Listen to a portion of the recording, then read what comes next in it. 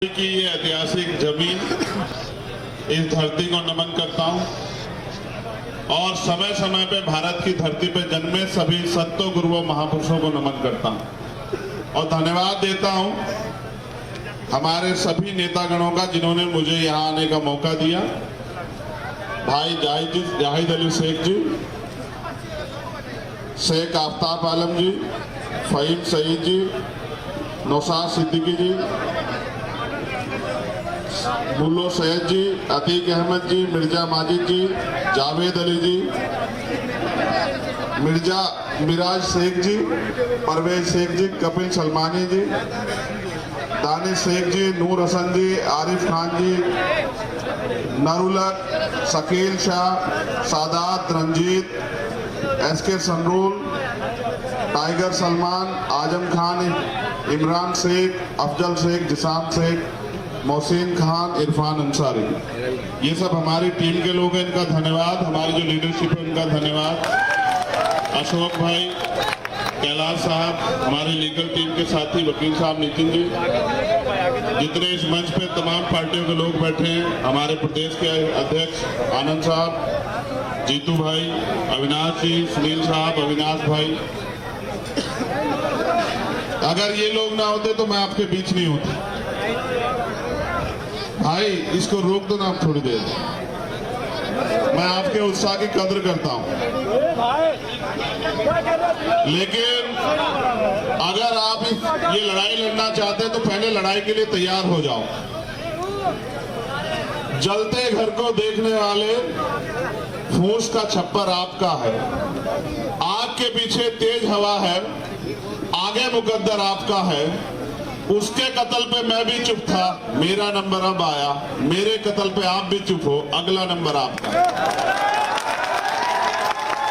ये धारावी में तो आज बहुत दिन बाद आई, धारावी से पहले ये आज अलग अलग एरियो में लगती रही, कभी पुणे में, कभी मुंबई के और जगहों पे। वो एक एक्सपेरिमेंट चल रहा था, अलग अलग बस्तियों को उजाड़ा गया, मेट्रो के नाम पे और कई नामों पे गरीबों की बस्तियों को उजाड़ के अमीरों के लिए शॉपिंग मॉल बनाए गए, अपार्टमेंट बनाए गए, पिंजरे बनाए गए। आप लोग अपनी बारी का इंतजार करते रहे और चुप रहे। खामियाजा ये हुआ कि जैसे मुझसे पहले वक्ताओं ने कहा कि आग अब आपके घर की तरफ आ गई। जब आज आपके घर की तरफ आए, आपको बेचैनी हुई, होनी भी चाहिए, कम से कम आज तो बेचैनी करो। जो लोग यहाँ बड़े पैमाने पर जुटे हैं वो मुझसे बहुत उम्मीद रखते हैं, इसलिए उन्होंने मुझे बुलाया। एक बात मेरे कान में धीरे से ये भी कही गई कि यहाँ के नेता, कॉर्पोरेट, क्या के कौन कौन बिके, कॉर्पोरेटर बिक गए, विधायक बिक गए, MP बिक गए, तो उसको दे दो, MLA बिक गए। जब सब लोग बिक गए हैं, कुछ लोग होंगे वो किसी कारण से बाहर नहीं आ रहे, तो फिर उन्होंने मुझसे कहा कि आप भी आ जाओ। मैं आता हूँ हर साल भीमा कोरेगांव के ऐतिहासिक विजय स्तंभ को नमन करने के लिए शौर्य दिवस पे। तो फिर इन्होंने 3 तारीख की सभा की परमिशन ली। मैंने इनसे कहा 2 तारीख में ले लो। मैं जितने लोग यहाँ बैठे हैं उनसे पूछना चाहता हूँ, क्या आप इस जमीन को बचाना चाहते हो? हाथ उठा के बताओ जो लोग बचाना चाहते हैं। जो लोग चाहते हैं कि बच जाए वो एक हाथ खड़ा करो, जो लोग चाहते हैं कि जमीन उनके पास रहे वो दोनों हाथ खड़ा करो।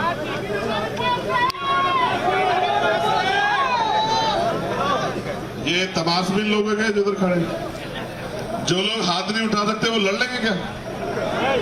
मैं तो तुम्हें चेक कर रहा हूं कि तुम लड़ सकते हो। दोनों हाथ उठाओ जोर से ऐसे।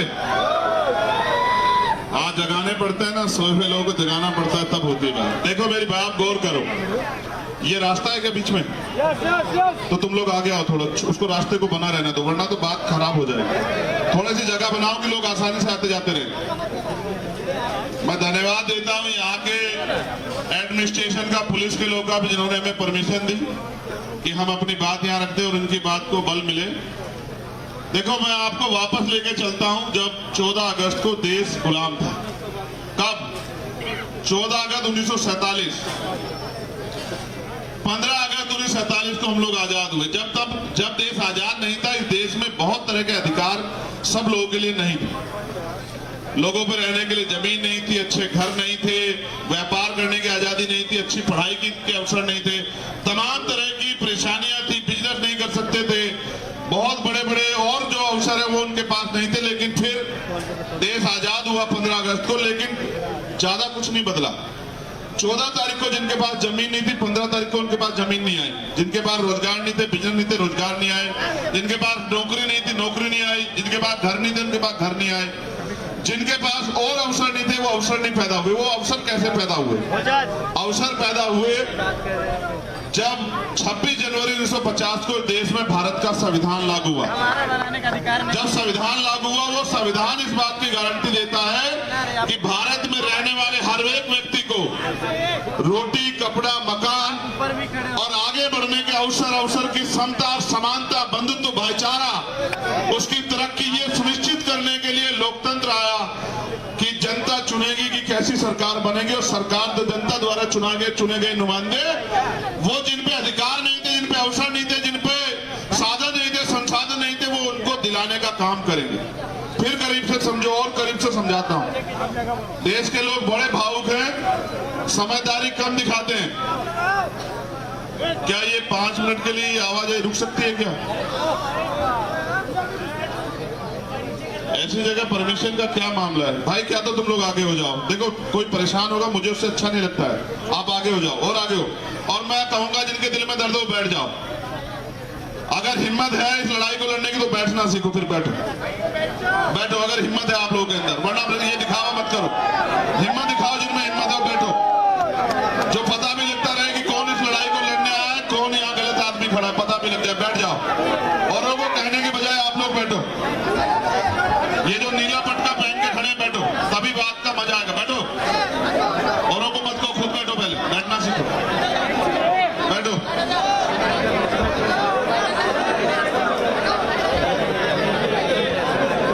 इधर वाले इधर हो जाओ।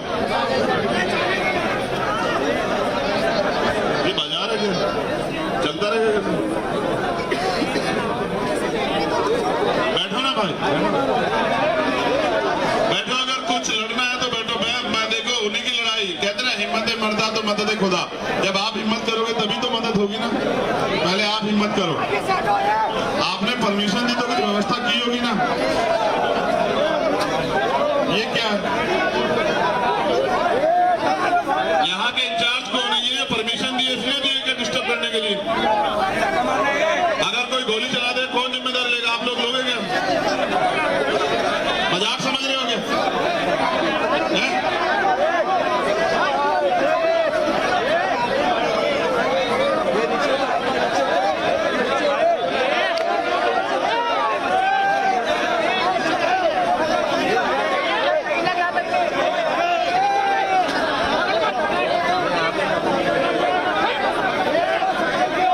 तुम लोग बैठ जाओ। ये भी पैसे वालों की एक चाल हो सकती है तुम्हारा आंदोलन खराब करने की। बैठ जाओ तुम लोग, अपने जमीन को जिंदा रखो। लड़ने आए तो बैठ जाओ। अभी इनको एडमिनिस्ट्रेशन पुलिस के लोगों को देखने दो कि इनको क्या करना है। ज्यादा डिस्टर्ब करोगे तो इनको लेके पैदल उधर की तरफ को चल दूंगा, सड़क की तरफ को। याद रखना, ज्यादा देर इंतजार नहीं करूंगा। नहीं जानते हो तो जान लो, मैं यहाँ का बिकाऊ नेता नहीं हूँ। अगर अपने पे आ गया तो आज ही सब ठीक कर दूंगा। याद रखना, एक शब्द तक इंतजार किया जाएगा, उसके बाद नहीं।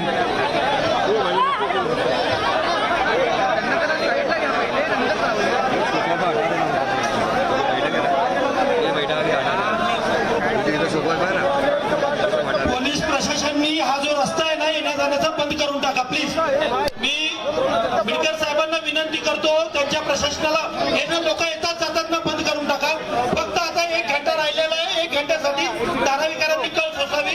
तिथे जे पोलीस अधिकारी आता येऊन जाऊन देऊ नका कोणाला प्लीज। इकडे पण जरा पोलीस नाही तर आमचे कार्यकर्ते उभे राहतील, आमचे कार्यकर्ते उभे राहतील आणि कोणालाच येऊन देऊन जाणार नाही। सगळ्यांनी इकडून आता बंद करा, येणं जाणं बंद करा आता।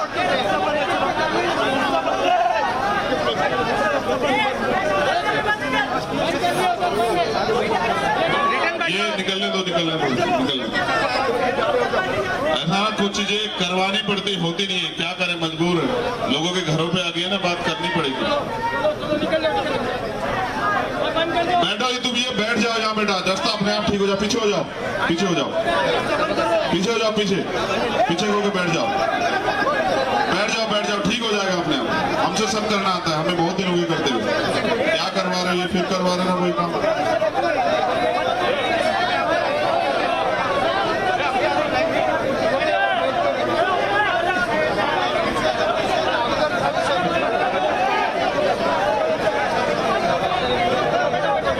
तिकडे SRP उभी आहे, फक्त उभं राहायला तुम्हाला प्रशासनाने सांगितलं नाही, तिथं अडवा सगळ्यांना।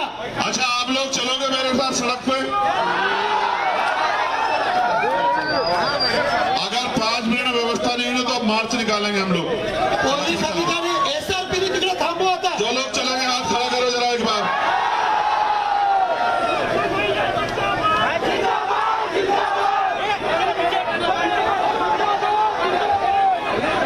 अभी ये रास्ते से कोई नहीं आएगा, कोई नहीं आएगा, रोक दो।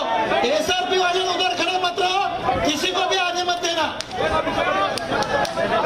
चलो बैठो, बैठ जाओ, आप गौर से बात सुनिए, हो जाता थोड़ा सा होता, ये भी सब अपने लोग हैं, ये बेचारे कहाँ के बाहर के लोग हैं, इनको हमारी चिंता है, इसलिए तो यहाँ बैठो, बैठो, बैठो, बैठ जाओ बेटा, बैठ जाओ, बैठ जाओ, बैठ जाओ।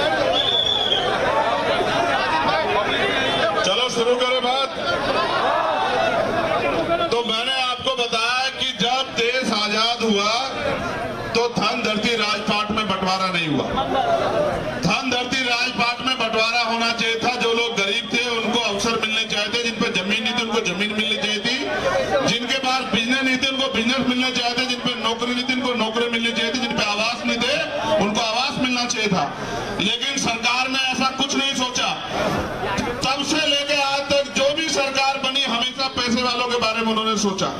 वो पैसे वालों के बड़े बड़े लोन माफ करती है, पैसे वालों को जमीन देती है, बड़े बड़े फैक्ट्री वालों को जमीन देती है और गरीबों की जमीन को छीनने का काम करती है। आप यहाँ कह रहे हैं कि आपसे किट में पूछा नहीं गया, अडानी को दे दिया गया। आप याद करो, जब किसानों के खिलाफ कानून बने, किसानों से नहीं पूछा गया। अभी ट्रक ड्राइवर, तमाम तरह के ड्राइवर सड़कों पे है, ड्राइवरों के खिलाफ कानून बना, उनसे नहीं पूछा गया। जब CA NPR NRC पे कानून बना तो मुस्लिम भाइयों से नहीं पूछा गया, बुद्धिस्टों से नहीं पूछा गया, ईसाइयों से नहीं पूछा गया। ये सरकारें पूंजीपतियों के गुलाम। अडानी अंबानी ने देश के बहुत सारे चैनल खरीद लिए हैं, इनको अपना प्रचार कराना है। आपकी मेहनत की कमाई, जो टैक्स की कमाई है, उस पैसे से इस देश की सत्ता पे काबिज होना है। आपका खून चूसना है, सरकारों का धर्म बन गया है। और आप देखो, आपके टैक्स के पैसे से चलने वाली सरकार आज आपको उजाड़ देना चाहती है। आप महसूस करो, अभी कितना पैसा खर्च करके सरकार गिराई, इन लोगों ने गिराई या नहीं गिराई? कितने लोगों को CBI इनकम टैक्स से डरा, क्यों डराया? क्योंकि अडानी को आपकी जमीन सौंपनी है। ये 600 एकड़ जमीन है, ये आपने सींच के पे तैयार की। ये कभी बंजर जमीन होती थी, गड्ढे होते थे, आपने इसको तैयार किया, मेहनत की, आज आपने तैयार कर दिया तो उनको बुरा लग गया है। वो आपको इंसान नहीं समझते, गरीबों को कीड़े मकोड़े समझते हैं। उनको लगता है कीड़े मकोड़ों को शहर से बाहर रहना चाहिए। मैं सरकार को ये बताना चाहता हूँ कि भारत का कोई भी इंसान कीड़ा मकोड़ा नहीं है, उसका भी उतना अधिकार है जितना अडानी अंबानी का अधिकार है। सरकार इस बात को याद रखे। ये हमारी जमीन है, आपने जो तय किया बहुत अच्छी बात है, लेकिन मैं आपको ईमानदार से कहता हूं, अगर आप चाहते हो लड़ाई लड़ी जाए तो 1 लाख घर है यहाँ, एक घर से एक आदमी तैयार हो जाओ। सरकार की जमीन खींच लेंगे, अपनी एक की जमीन नहीं देंगे सरकार को। सरकार याद रखे, सरकार को क्या लगता है हम आजाद भारत में गुलाम है? हम गुलाम नहीं है। वो जानते हैं गरीब और कमजोर वर्ग के लोग रहते हैं, और उनकी असल लड़ाई क्या है? किसी भी देश को अगर कब्जा करना हो, किसी भी देश को गुलाम बनाना हो, तो उस देश की 2 चीजों पे कब्जा करना पड़ता है। पहला, उस देश का बिजनेस। याद करो, जब अंग्रेज यहाँ आए, तलवार लेके नहीं आए, बंदूक लेके नहीं आए, ईस्ट इंडिया कंपनी के रूप में एक बिजनेस की कंपनी यहाँ लेके आए और धीरे धीरे इस पूरे देश पे कब्जा कर लिया। और एक समय ऐसा आया कि हम अंग्रेजों के गुलाम हो गए। ये जो आज सरकार में बैठे हैं, ये अंग्रेजों के पिट्ठू हैं, ये इजराइल से चलते हैं। मैं इनको बहुत अच्छी तरह जानता हूं कि इनका बाप कौन है। आप याद करो,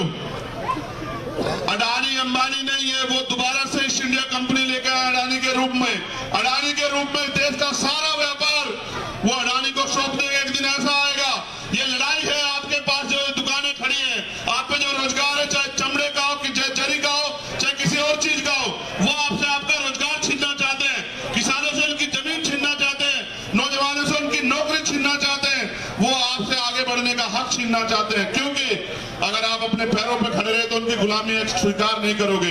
अडानी अंबानी नहीं है, याद करो, ये अडानी नहीं है, ये इस देश की गुलामी की पहली तस्वीर है।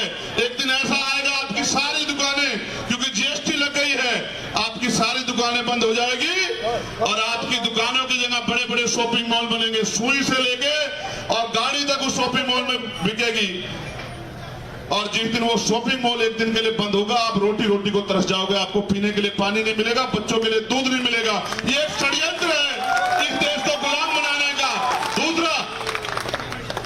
दूसरा तरीका यह है देश को कब्जा करने का कि उस देश की सेना पे कब्जा कर लो। इन्होंने अग्निवीर योजना लाके देश की सेना के हौसले कमजोर किए और इन्होंने अग्निवीर योजना लाके जो समर्पण था राष्ट्रभक्ति का नौजवानों में, उसको कमजोर किया। ये चाहते हैं कि सेना में इनकी विचारधारा के लोग रहें, जो इस सेना के जरिए और बिजनेस में कब्जा करके इस देश के करोड़ों शोषितों, वंचितों, कमजोरों को, मजलूमों को गुलामों जैसा जीवन जीने के लिए मजबूर करें। मगर ये भूल गए कि जब फिरौन पैदा होते हैं तो हजरत मूसा भी पैदा होते हैं। ये लोग भूल गए, इनको नहीं पता है कि ये बाबा साहब अम्बेडकर का देश है, इनको नहीं पता है फूले साहू का देश है, ये महाराज शिवाजी का देश है, इनको नहीं पता है। हम अपने मरते मिट जाएंगे, अपने खून के एक बूंद चुका देंगे, अपनी जमीन का एक इंच हिस्सा अडानी को, सरकार को नहीं देंगे। ये मेरा ऐलान है। और याद रखना, मैं फिर आपसे कह रहा हूं, देखो ईवीएम के जरिए सत्ता में आ रहे हैं, ईवीएम को में छेड़खानी करने के लिए नेताओं को, अधिकारियों को तमाम तरह की चीजों को खरीदना पड़ता है, उसके लिए पैसा चाहिए। पैसा कहां से आएगा? पैसा आएगा आपकी जमीन छीन के, पैसा आएगा आपका कारोबार छीन के, पैसा आएगा आपके मेहनत की कमाई को लूट खसोट के पैसा आएगा और उस पैसे के जरिए राज करना चाहते हैं। आप तय कर लो, ये महाराष्ट्र है, महाराष्ट्र पूरी दुनिया को रास्ता दिखाता है, महाराष्ट्र पूरे देश को रास्ता दिखाता है। महाराष्ट्र वो धरती है जिसने क्रांति की ज्वाला पैदा की है, महाराष्ट्र वो धरती है जहाँ भीमा गौरेगांव है, महाराष्ट्र वो धरती है जहाँ चैत्य भूमि है, महाराष्ट्र वो धरती है जिसने गुलामी स्वीकार नहीं की है। मैं आपसे कहना चाहता हूँ, मां जिजाऊ के प्रदेश में, देश में आप लोग घबराओ मत।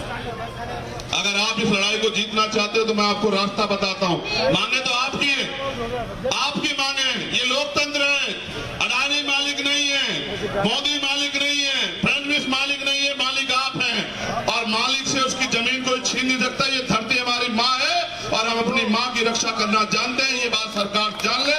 मैं आपको ये कहना चाहता हूँ, जन जागरण अभियान चलाओ, हर घर से एक व्यक्ति तैयार करो, 1 लाख लोग रोज मोर्चा निकालो, 1 लाख लोग रोज सभा करो, अपना जीवन अपनी जमीन के नाम समर्पित कर दो। कुछ दिनों में घुटनों पे आ जाएंगे, आप महसूस करो। किसानों का आंदोलन आपको याद है, 1 साल से ज्यादा किसानों को लगे, 13 महीने वो बैठे रहे। लड़ाई एक दिन में नहीं जीती जाती, लड़ाई जीतने में बहुत समय लगता है। हिम्मत दिखाओ, ताकत पैदा करो, संगठन बनाओ, एकजुट हो जाओ, भाईचारा पैदा करो और जो दीवारें जाति धर्म के नाम पे नफरत की इन्होंने खड़ी की है उनको गिरा दो। एक दूसरे के अपने बराबर में बैठे व्यक्ति की जाति धर्म मत पूछो, उसका हाथ पकड़ लो, भाईचारा पैदा करो और तय कर लो कि यहाँ जो कुछ होगा वो हम तय करेंगे, यहाँ की जनता तय करेगी, धारावी तय करेगी और धारावी के लोगों को धारावी से कोई निकाल नहीं सकता। अडानी नहीं, अडानी का कोई और जो इसका रिश्तेदार या इसका जो रहनुमा वो भी आ जाए, वो हमसे हमारी जमीन नहीं छीन सकता। ये बात याद रखो। मैं फिर आपसे कह रहा हूँ, वो जो न्यूज चैनल रोज नफरत फैलाते हैं, वो जो एंकर बैठे हैं बेचारे मजबूरी में अपना पेट पालने के लिए, वो जो उनके इशारे पे काम करते हैं, उनका एक मकसद ये है, वो किसका काम करते हैं? जनता का तो करते नहीं, जनता के मुद्दों को तो उठाते नहीं। वो मोदी जी का प्रचार करते हैं, वो भाजपा का प्रचार करते हैं, वो विपक्ष को गालियां देते हैं, वो विपक्ष को डराने का काम करते हैं। उनका एकमात्र एजेंडा ये है कि इस देश के मूलभूत सवाल दूर हो जाए। अगर आप अपनी जमीन बचाना चाहते हो तो मैं स्पेशली उनको कहूंगा जिन्होंने नीले पटके पहन रखे हैं, घर घर निकलो, हर घर से सूची बनाओ, एक आदमी तैयार करो और अगले 3 दिन में 1 लाख लोगों का मोर्चा रोज लगना चाहिए। कभी इस गली में, कभी उस गली में, कभी उस क्षेत्र में, कभी उस क्षेत्र में, रोज आपका मार्च होना चाहिए। आपके घर से बढ़ के, आपकी जमीन से बढ़ के आपके लिए कुछ नहीं होना चाहिए। 4 दिन में अडानी जैसे लोग घुटनों पे आ जाएंगे। और एक और बात, अगर कोई हमारी जमीन छीनने का प्रयास करेगा तो हम भी उसको नहीं छोड़ेंगे। जितने प्रोजेक्ट अडानी के यहाँ चल रहे हैं, उन सब पे कब्जा कर लो जाके। वो हमारी जमीन छीनेंगे, हम उनकी जमीन नहीं छोड़ेंगे। फिर मैं कह रहा हूं आपको, अडानी पैसा कहां से लाता आपको पता है? सरकार उसको लोन देती है, जन आपकी टैक्स का पैसा जो बैंकों में जमा है वो पैसा वहां से लेता है, उस पैसे के जरिए सरकार को पैसा देता है, यानी कि जनता का पैसा जनता को देके मालिक अडानी बन गया। बताओ, सब उसके तोते बन गए, सब उसके हिसाब चल रहे हैं। कुछ लोग जिंदा हैं जिनका जमीन जिंदा है, वो ना सरकार से डरते, ना जेल से डरते, ना मुकदमों से डरते। मैं तो इंतजार कर रहा हूं कि कब मुझे मुंबई की जेल देखने को मिले।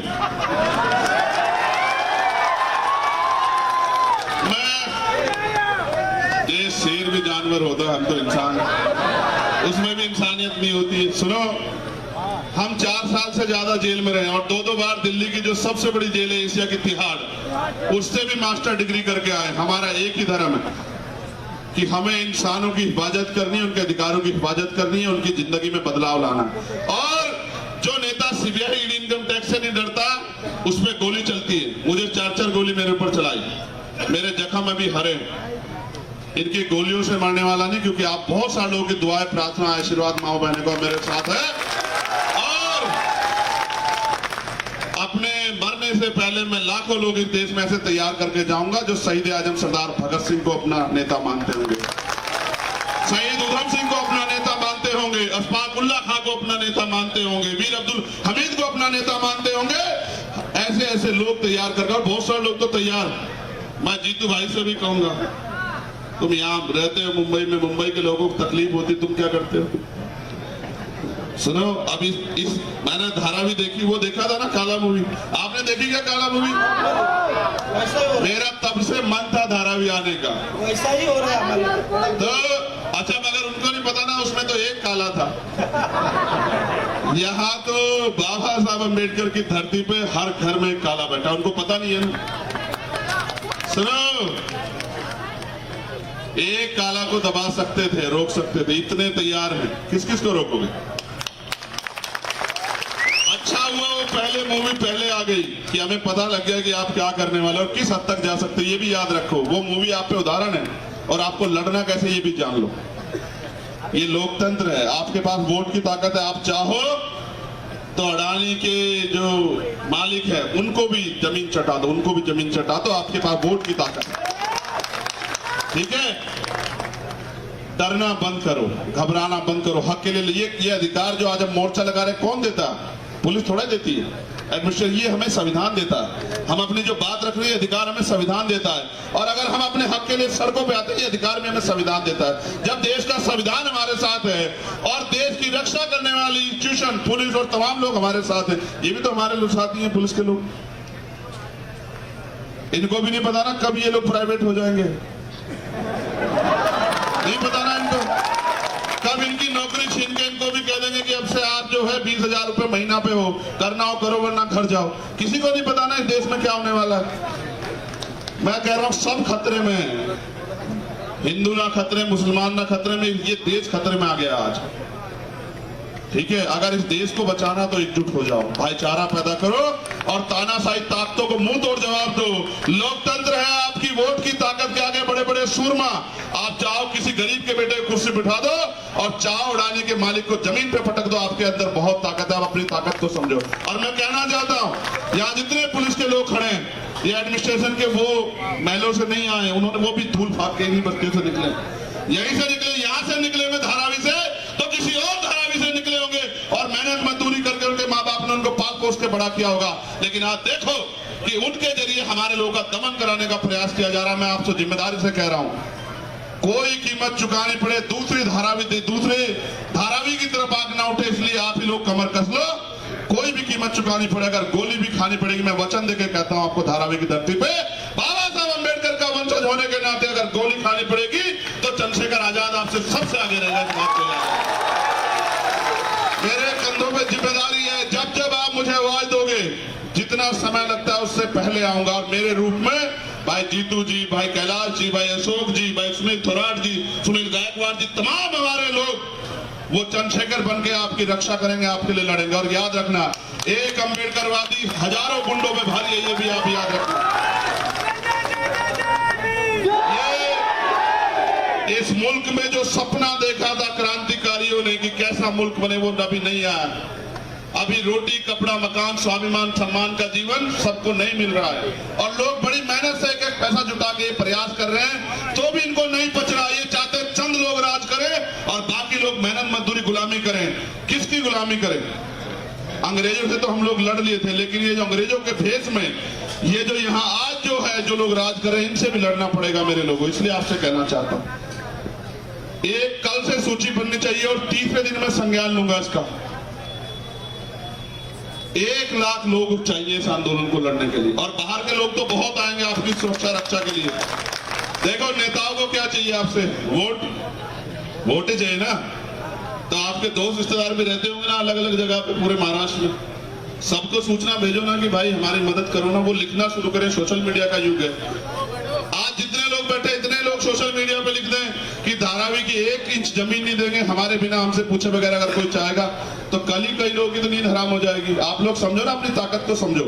अगर मेन मिस्ट्री मीडिया नहीं दिखाएगा, अखबार नहीं दिखाएगा, तो अपनी मुंह को साधन बनाओ ना, बोलो ना, रोज बोलो, चिल्लाओ। सोशल मीडिया है जो अडानी जियो लाया, अडानी का जियो अंबानी का, अच्छा वो अंबानी ने दिया, जो वो जियो तमाम लाया ना, उन्हीं का फायदा उठाओ। सोशल मीडिया तमाम चीजें ना, बोलो अपनी बात को, बनाओ ना अपनी ताकत, इकट्ठे हो जाओ ना, यूनिट होके यूनिटी बना के और फिर यूनिटी बना के इसको लड़ो ना। मैं आपको कहना चाहता हूँ, ये हर बैठा शख्स आपकी लड़ाई को लड़ने आए। आप आए हो ना, इनके साथ जरा खड़े हो जाओ एक बार। जो लोग इनकी लड़ाई लड़ने आए जरा एक बार खड़े हो जाओ। अदानी हटा, सुनो, पार्टी बैनर पीछे छोड़ के एक दूसरे के हाथ पकड़ो, छोड़ो सब चीजें छोड़ो। ये जंग है, ये जंग है, तो इस जंग में सब कुछ जायज है। अब आप लोग भी पकड़ो, बोलो, भूल जाओ आपके पास कौन जात धर्म के लोग बैठे, हाथ पकड़ो एक दूसरे के। यही ताकत हमें जिताएगी। जितने लोग बैठे वहां भी बैठे, मैं उनको देख रहा हूं, एक दूसरे के ऐसे हाथ पकड़ो जैसे इन्होंने पकड़ रखे। अपने बराबर वाले का हाथ पकड़ो, मत सोचो कौन है, बस ये याद रखो कि वो तुम्हारा भाई है जो इस लड़ाई में खड़ा है, वो तुम्हारा अपना है, वो तुम्हारा भाई है। जो तुमसे हाथ दूर बैठा है वो तुम्हारा अपना नहीं है, जो यहाँ तुम्हारे लिए है वो अपना है। इसलिए मैं आपसे कहना चाहता हूँ, लड़ाई लड़नी है तो तरीका एक है, लोकतंत्र, जमहूरियत है। 4 दिन में अगर सरकार के कुंडे गोलना कर दिया और अडानी वापस ना भागता दिखाई दिया, तब आप मुझे कहना अपनी ताकत बना लो। कल से काम में जुटो और हर घर से सूची बना के एक आदमी की जिम्मेदारी लेके आओ। जिस तरह से आजादी के दीवाने लड़े थे ना, अंग्रेजों के खिलाफ ऐसे लड़ेंगे। जैसे देश में रुमाल तहरीक चली थी ना, ऐसे लड़ेंगे और ऐसे बलिदान हो जाएंगे अपनी मिट्टी पे कि दोबारा कोई अडानी पैदा नहीं होगा इस देश में। मेरी बात को याद रखना। और आप क्या नारा दिया आपने? अडानी हटाओ, ए अडानी कौन है? धारावी का क्या कर देगा अडानी? सुनो, मैं कहना नहीं चाहता था मगर फिर कह रहा हूं, शाखाओं को छोड़ दो, पेड़ को काट दो। जड़ी काटो ना, छोड़ो ना, ना जड़ होगी ना अडानी पैदा होंगे। क्यों समझ लेना, मैं जानता हूं ना। जड़ी खत्म करो। तुम लोग ईवीएम पे भी ध्यान रखो, ईवीएम से वोट की चोरी हो रही है, ईवीएम पे भी ध्यान रखो और इनको वोट की ताकत मत दो। देखो ठीक हो जाएगा ना सब। आपकी मांगे मैं एक बार पढ़ देता हूँ, पूरे देश में जो हमारे लोग रहते हैं उनको भी पता लग जाए कि किस तरह गरीबों की जमीन लूटने का यहाँ इंतजाम किया जा रहा है। और याद रखना भाई, मैं मीडिया के लोगों को भी कहना चाहता हूं, प्यारे सम्मानित मीडिया बंधुओं, आपका बहुत बहुत धन्यवाद आने के लिए।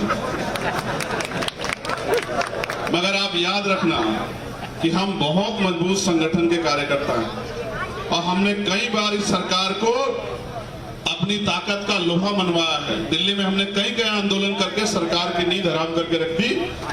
चाहे वो एनआरसी का गृह मंत्री कहता था एनआरसी लागू होगी, हुई क्या लागू? सब हो सकता है, आप हिम्मत जुटाओ। देखो, एक जो गंभीर मांग है वो ये है कि झुग्गी वासियों को 500 वर्ग फीट का निःशुल्क आवास उपलब्ध कराया जाना चाहिए और जो लोग 40 भवन में के निवासी है उनको 750 वर्ग फीट का निःशुल्क मकान उपलब्ध कराना चाहिए।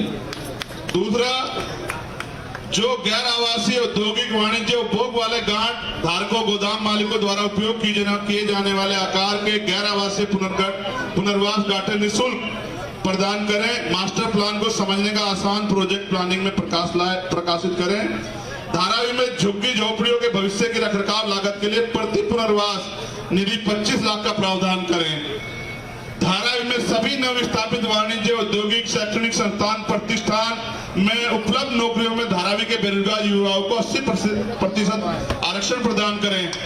मध्य रेलवे, हार्बर रेलवे और मध्य रेलवे सटी झुग्गियों पर रेलवे को आपत्ति नहीं होनी चाहिए। उनका सर्वेक्षण करने के लिए डीआरपी या जिला कलेक्टर को भेजा जाना चाहिए। और क्या कोई मांग बची है?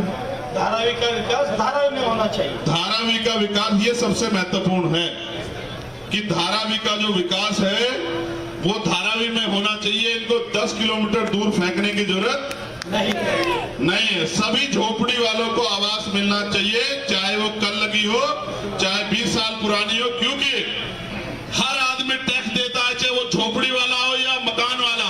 आप सबसे टैक्स लेते हो तो सबकी सुरक्षा, रख रखाव की जिम्मेदारी आपकी है। उनको देने के लिए जमीन आपके पास होनी चाहिए। और हमारे नेता मान्यवर काशीराम साहब कहते थे कि जो जमीन सरकारी वो हमारी। समझ रहे हो? जो जमीन सरकारी है वो हमारी है। जोर से नारा लगा के बताओ, जो जमीन सरकारी है, जो जमीन सरकारी है। जब वो जमीन हमारी है तो अडानी कौन होते हैं साहब? समझ रहे हो ना?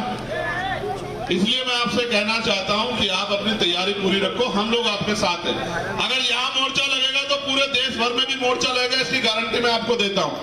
धारावी के लिए हर प्रदेश में, जिला मुख्यालयों पे, प्रदेश मुख्यालयों पे, दिल्ली में भी हम लोग मोर्चा लगाएंगे अगर धारावी के लोग इस लड़ाई को लड़ना चाहते हैं।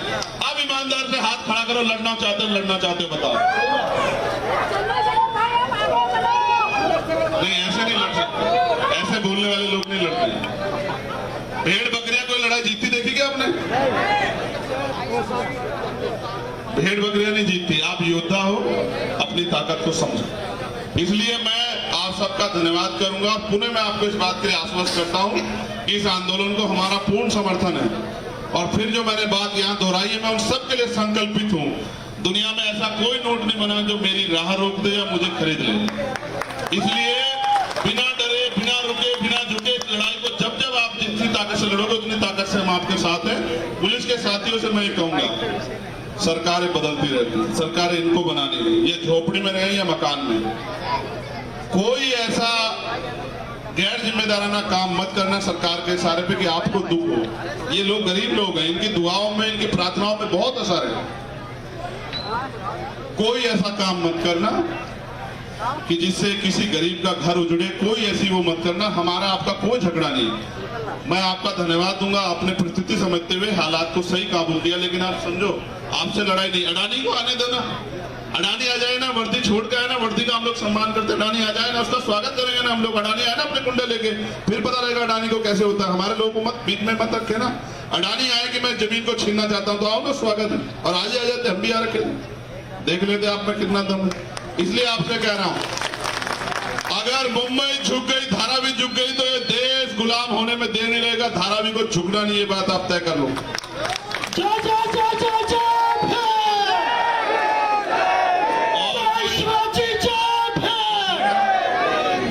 तो बहुत बहुत शुक्रिया, धन्यवाद। मुझे ऐसा लगता है बहुत जल्द देश में लॉकडाउन जैसी स्थिति होगी, क्योंकि आपको घर में रोक के अडानी को कुछ देने का इंतजाम। अगर याद रखो,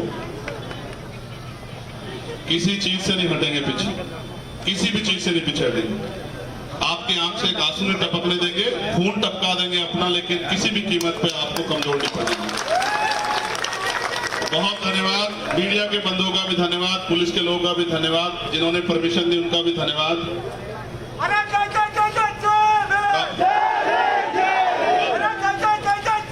हमारा आंदोलन का दूसरा चरण यह है कि हम लोग मंत्रालय पे मोर्चा निकालेंगे, पैदल मोर्चा। आज नहीं निकाल रहे भाई, परमिशन करके निकालेंगे, बता के निकालेंगे आप लोगों को। आज आपने जो परमिशन दी, हम तो संविधान को मानने वाले लोग हैं, आज नहीं करेंगे। आज इतना ही, सिर्फ इससे काम नहीं चलेगा ना, सिर्फ इससे काम नहीं चलेगा, मिलके इस लड़ाई को लड़ना पड़ेगा। तो अगला जो आंदोलन का चरण है वो ये है, क्या चरण है कि हम पैदल मोर्चा मंत्रालय पर निकालेंगे और उसमें बैठे हर व्यक्ति को झंझोड़ेंगे कि हमारी इस लड़ाई में साथ आओ। जो आज हमारे साथ नहीं किया वो हमारा है क्या? भाई घर से बड़ा क्या होता है? इस घर को बनाने में पूरी जिंदगी लग जाती है ना। अगर इस लड़ाई में कोई हमारे साथ नहीं, वो हमारा हितैषी हो सकता है क्या? बताओ, हो सकता है क्या? तो जो हमारा हितैषी नहीं, उसकी हमें भी जरूरत नहीं होनी चाहिए। इसलिए मैं आपसे कहूंगा कि अगला मोर्चा लगेगा, आप घबराना मत, मोर्चे में आना, डरना मत। कोई ताकत आपकी जमीन आपसे नहीं छीन सकती। हम सब लोग आपके साथ हैं। आप मोर्चे में शामिल होकर अपनी ताकत को बढ़ाना, जिम्मेदारी अदा करना, और बस एक अपील करना, जैसे हमारे तबलीगी जमात के लोग लगाते हैं ना सुबह जगाने के लिए, ऐसे लोगों को इस मोर्चों से जोड़ने के लिए मदद कराना। ये लोकतंत्र है, जनता ही है ना सब कुछ ताकत। 13 महीने किसान रहे ना, तो अडानी का कर देना, अडानी का इंतजाम तो आप भी तो कर सकते हो ना, समझते